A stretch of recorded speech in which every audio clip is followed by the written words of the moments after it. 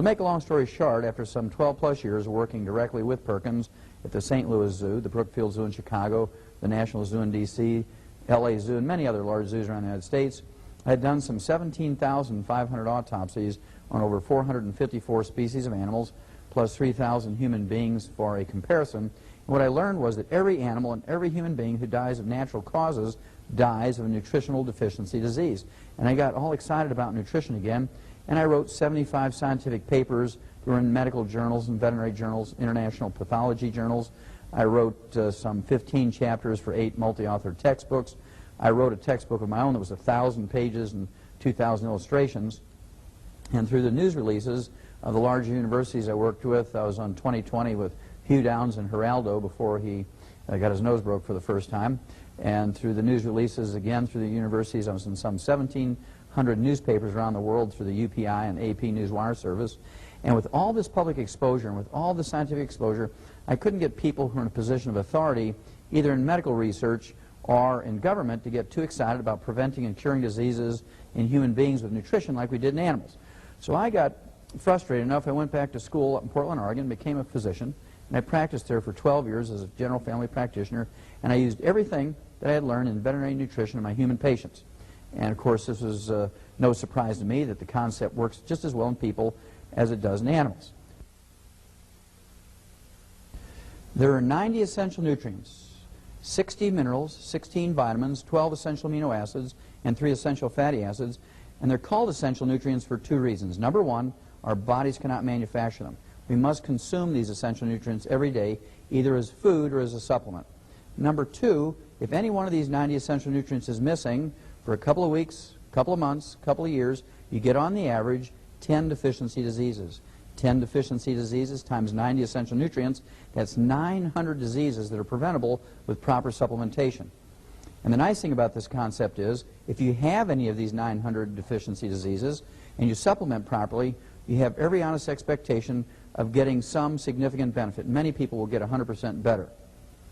Then, we haven't had to think about this over the years since human beings have been on Earth, simply because our food plants, our grains, vegetables, fruits, and nuts, have been able to manufacture the vitamins, amino acids, and fatty acids. And this whole concept was very interesting to researchers back in the 30s and 40s. They believed that you could get everything you needed from your 4 food groups because plants did manufacture vitamins, amino acids, and fatty acids. And that's where that whole malignant, dumb belief came from, that you could get everything you needed from your 4 food groups. And of course, that little sentence has killed more Americans than all the foreign enemies put together in the 220 years we've been a nation.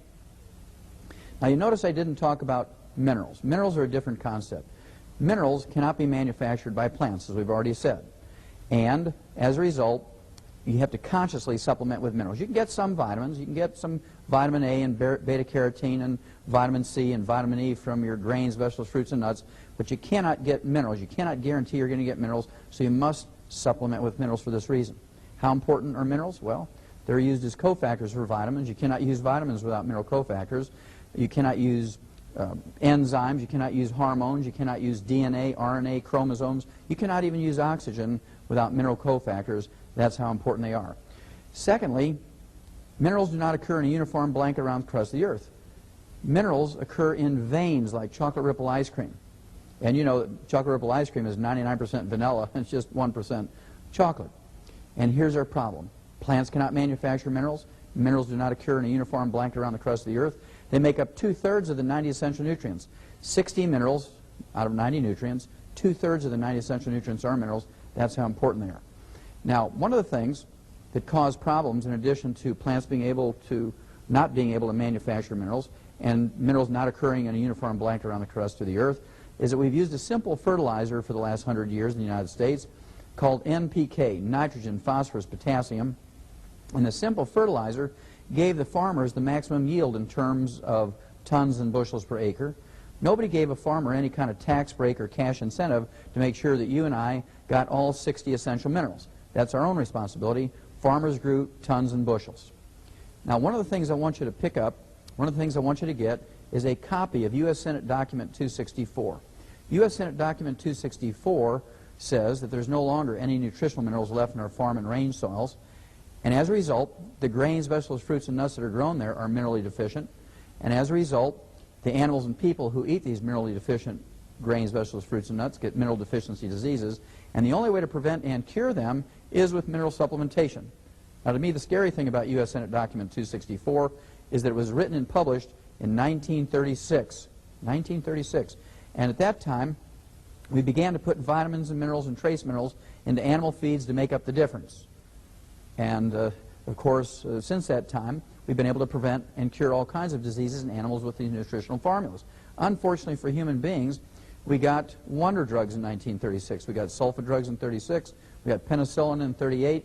And we got cortisone in 42. And it was very easy for the medical profession to con the American public into believing that they would find a wonder drug to fix everything. If we just gave them enough money for research, and if we faithfully watched Dr. Marcus Welby, MD, that they would find a wonder drug to fix everything. Well, you don't believe that anymore. That's why you're here, because you don't believe this anymore.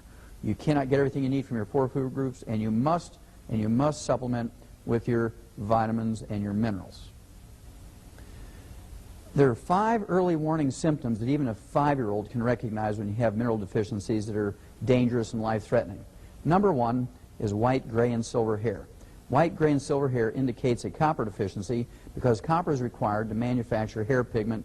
Doesn't matter if your hair color, if your original hair color is blonde or red or brown or black.